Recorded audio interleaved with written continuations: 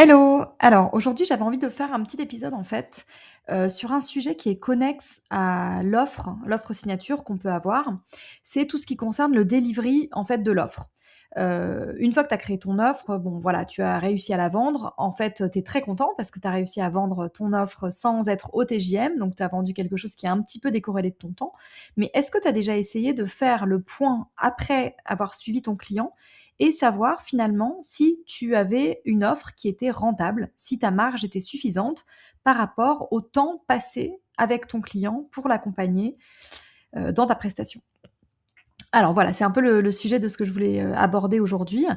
Parce que j'ai eu quelqu'un il y a pas très longtemps qui est venu me dire: «Oui, j'ai réussi à vendre mon offre» et cetera, et puis en faisant le point avec elle, en regardant ce qu'elle avait facturé et finalement ce qu'elle croyait avoir vendu comme temps et puis tout ce qu'elle avait en fait passé comme temps, on s'est aperçu que finalement son taux horaire net était finalement inférieur à celui qu'elle avait quand elle facturait au TJM.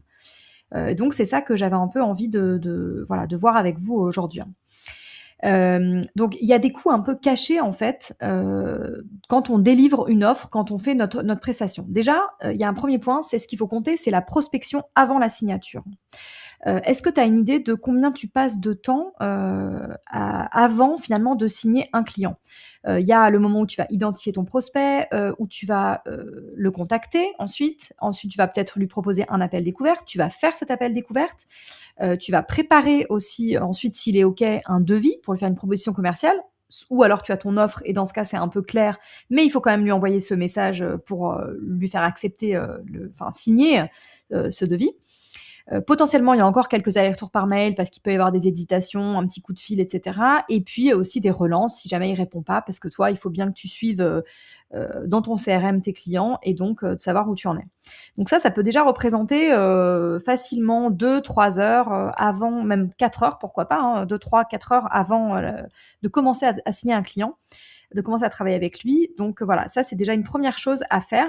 Et si par ailleurs tu as un taux de conversion de clients, on va dire, qui est de 1 sur 3 prospects, bah, il faut aussi multiplier le temps que tu as trouvé sur un client que tu as passé par 3, puisque c'est potentiellement le même temps que tu as passé avec les deux autres clients que tu n'as pas convertis, mais que tu as quand même eu en appel découverte, sur lesquels tu as passé du temps.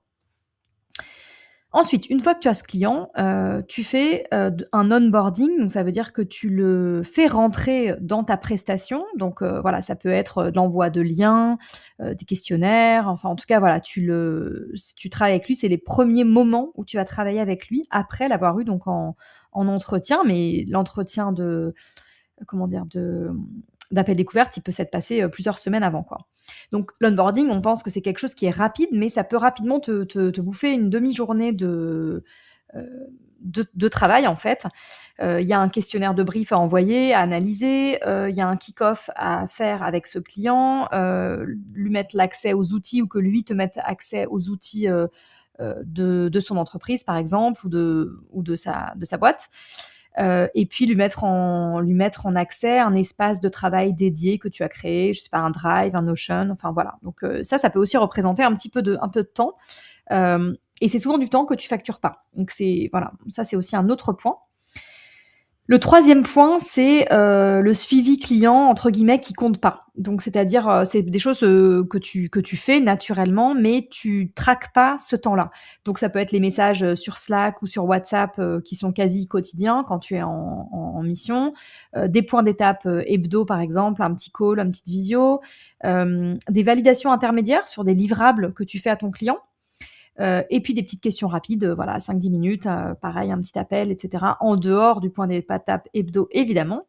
Et ça, sur une mission de plusieurs semaines ou un accompagnement de plusieurs semaines, ça peut facilement représenter également plusieurs heures, que tu considères comme faisant partie du service que tu apportes à ton client, mais que tu comptes jamais. Je trouve que le plus insidieux un peu dans ces petits moments, c'est qu'en fait, ça te bouffe de la charge mentale, en fait. C'est-à-dire que pendant que tu reçois ces petits messages, tu te micro-détaches de ce que tu es en train de faire pour un autre client ou pour un contenu que tu es en train de faire. Et du coup, bah, voilà, c'est une charge mentale qui vient aussi, te faire perdre du temps sur tes autres missions.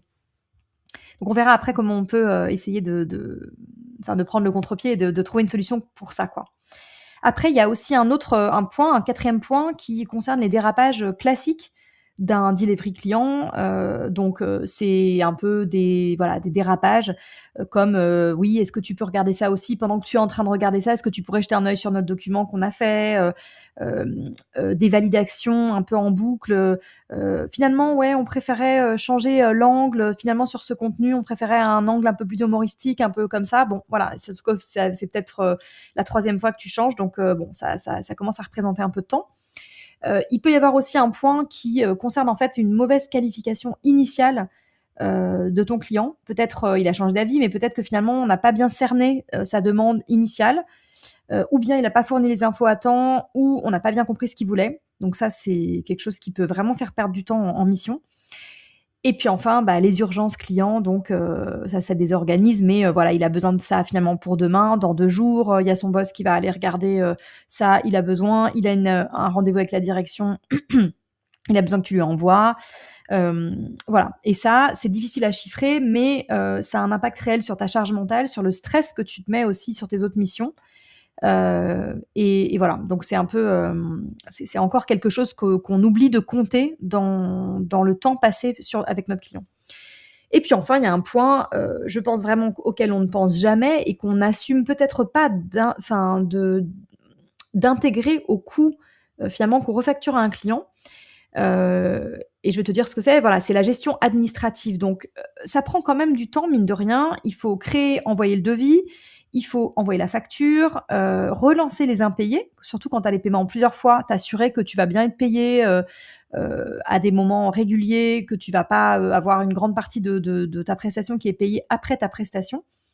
Et puis aussi la compta en fin de mois, donc la déclaration de TVA, ta déclaration de chiffre d'affaires si tu le fais au mois, si tu es en micro-entreprise, ou bien toute la relation que tu as avec ton comptable, pardon, chaque mois ou même régulièrement quand tu lui envoies tes notes de frais, tes factures, fournisseurs, clients, etc.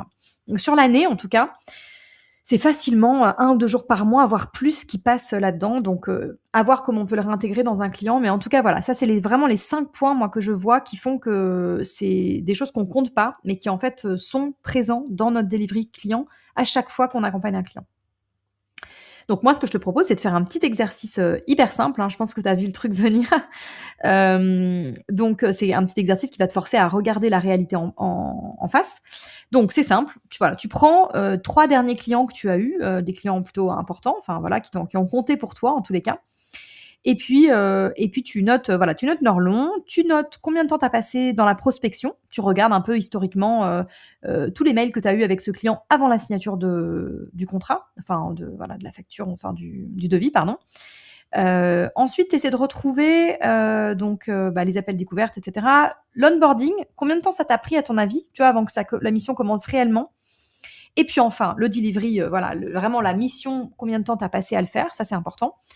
Et enfin, tout ce qui est suivi, point d'étape, validation, les messages, etc. Tu peux essayer de retrouver dans ton historique.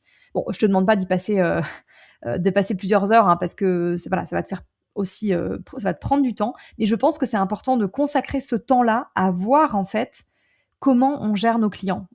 Tout ce qu'on considère comme étant un peu normal, en fait, il faut quand même que ça rentre dans le temps, dans le temps et dans ce qu'on facture à notre client. Et puis l'administratif aussi, tu peux regarder un peu combien de temps tu as passé à envoyer les factures, à relancer, etc. Même en gros, quoi. Note bien tout ça, fais le calcul et regarde enfin combien de temps total tu as passé versus facturé. Par exemple, si tu pensais avoir facturé 50 heures et qu'au final tu en factures 60, mettons que tu as un taux journalier de 400 euros jour, donc pour une journée de 8 heures, ça fait à peu près 50 euros de l'heure, ou 7 heures, un peu plus du coup. Tu peux regarder combien finalement t'as touché avec, combien de temps t'as passé, et est-ce que ton taux finalement horaire, en prenant toutes tes heures comme ça, est-ce qu'il est supérieur ou inférieur à ton TJM? C'est vraiment pour avoir une ordre de grandeur, hein, mais nécessairement il faut qu'il soit au moins un minimum à ton TJM.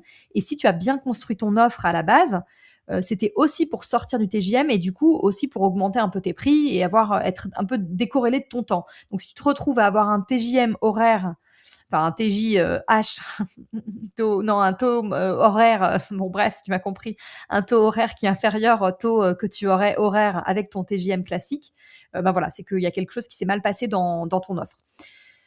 Donc, comment tu peux reprendre le contrôle là-dessus et comment tu peux mieux t'organiser pour prévoir tout ça?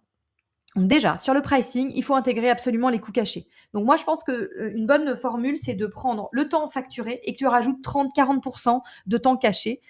Tu multiplies par ton TJM cible et là, tu as ton prix minimum. Donc par exemple, si tu estimes 20 heures pour une mission, tu rajoutes 40%, donc tu rajoutes 8 heures, ça te fait 28 heures. Tu multiplies par ton taux horaire et là, tu obtiens ton prix. Donc si par exemple ton taux horaire c'est 50 euros de l'heure, bah là dans l'exemple que j'ai pris, ça fait 28 fois 50, ça fait 1 400 euros.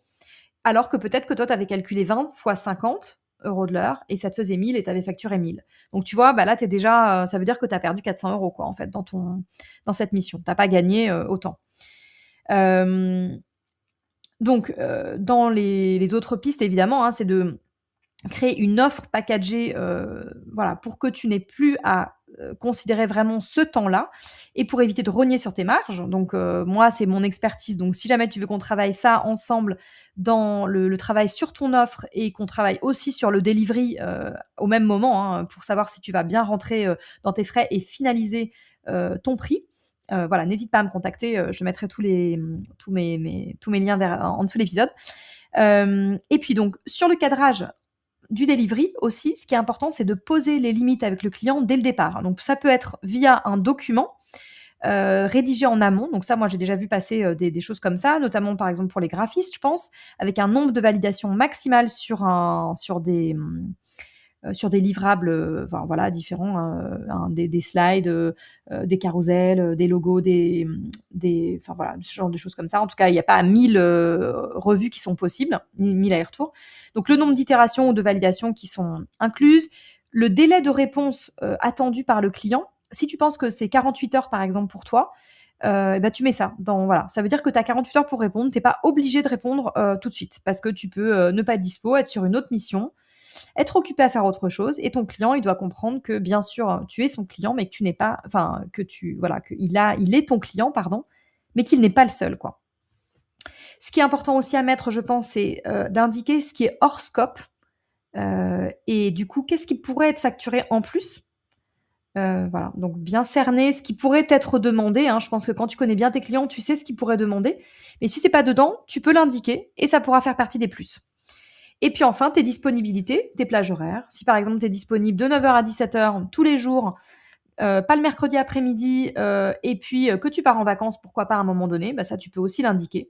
Si tu sais que tu es avec ce client sur 3 mois d'accompagnement, mais qu'il y a une semaine de vacances que tu prends, bah tu le dis dès le départ, et puis comme ça, il n'y a pas de problème, on s'arrange pour que des points d'étape soient faits avant. Voilà.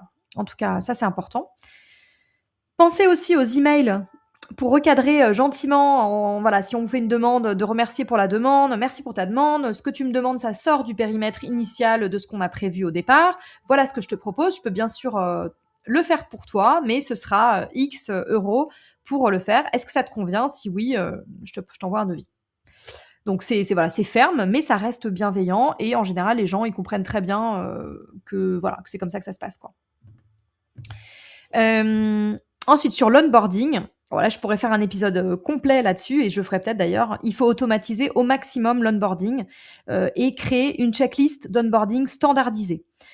Donc, à minima, pour chaque nouveau client, ce que tu peux faire, c'est un questionnaire avec un brief et des questions aussi pour que le client se mette déjà à réfléchir en amont et que toi, ça te fasse gagner du temps quand tu vas avoir ton premier rendez-vous avec lui. De lui lister tous les accès dont tu as besoin. Voilà, s'il y a besoin d'accès à des logiciels, s'il y a besoin d'accès à des drives, s'il y a besoin d'accès à des Slack ou des outils communautaires pour être en lien avec son équipe, il faut le faire. Le calendrier des étapes clés, comme on l'a dit, aussi les dates, etc. Peut-être aussi lui indiquer les dates où lui n'est pas disponible. Tes coordonnées et disponibilités, comme j'en ai parlé avant. Et puis, voilà, ça c'est déjà une bonne chose pour cet onboarding. Et puis, pourquoi pas créer une séance d'email automatisée aussi pour le début, donc avec le premier, voilà, avec la signature, voilà, bienvenue, voici les prochaines étapes, blablabla, envoi du questionnaire, etc. à J plus 3, 4, 5 jours, est-ce que tu as bien pu remplir mon questionnaire s'il l'a pas rempli? Et puis un J plus 7, est-ce qu'on prévoit notre kick-off, notre premier call ensemble, etc. En indiquant bien ton lien, que ce soit Zcal, Calendly, ton lien de réservation en tout cas, que tu veux utiliser. Voilà, parce que pourquoi je te dis ça en fait aujourd'hui? Pour moi, le plus important, c'est qu'un client doit forcément être rentable. Parce qu'un client rentable, c'est un client qu'on garde, qu'on a envie de garder et qu'on va chérir aussi dans notre relation à lui. On va forcément être plus enclin à passer du temps pour lui, à faire les choses bien, si on sait que dedans, on n'est pas ric-rac, qu'on n'est pas serré et que du coup, on n'est pas obligé d'aller chercher d'autres clients, pour le servir. Et au final, moi, ce que j'observe, c'est que les clients qui ont payé le vrai prix, c'est-à-dire avec plus d'heures forcément, ils sont aussi plus satisfaits parce qu'on leur apporte un service de suivi vraiment personnalisé, on est disponible pour les petites questions et justement c'est ça qui fait toute la différence, surtout quand on vend de l'accompagnement, mais pas que. C'est très important de compter ça en tout cas. Et les missions où c'est moins cher, mais au final c'est ric-rac et que enfin voilà, vous mettez une semaine à répondre hyper vite, vous n'avez pas le temps de vous plonger dedans, bah c'est des mauvaises collaborations en fait avec les clients. Voilà, donc c'était principalement ce que je voulais vous dire aujourd'hui. Donc, n'hésite pas à commencer à faire le petit exercice de lister toutes les tâches qui sont afférentes à tes anciens clients, 3 anciens clients par exemple. Et puis tu peux m'envoyer tes résultats aussi par mail, je te mettrai mes coordonnées en dessous. Et puis voilà, dis-moi aussi quelles sont tes plus grosses surprises là en faisant l'exercice. Et puis si tu souhaites aller plus loin également dans la construction de ton offre justement et de bien la construire avec la bonne tarification conformément au delivery que tu veux faire, à la manière dont tu veux accompagner tes clients, n'hésite pas à me contacter. J'ai 2 formats d'accompagnement. Le format de créer ton offre en 2 jours, ton offre signature, donc en individuel avec moi. Et puis sinon, j'ai aussi un bootcamp avec des dates qui démarrent à différents moments dans l'année. N'hésite pas à me contacter pour ça. J'espère que cet épisode t'a plu et que tu as pu voilà, prendre quelques notes pour la prochaine fois faire mieux dans ton delivery client et surtout avoir en tête de bien suivre tout à chaque étape. Il ne s'agit pas d'être tout le temps forcément à traquer, voilà, mais ça peut être vraiment intéressant en tout cas qu'à la fin de chaque journée, tu puisses savoir combien de temps tu as passé sur chacun de tes clients. Voilà, et ben écoute, je te souhaite une très bonne journée et je te dis à très vite. Bye bye.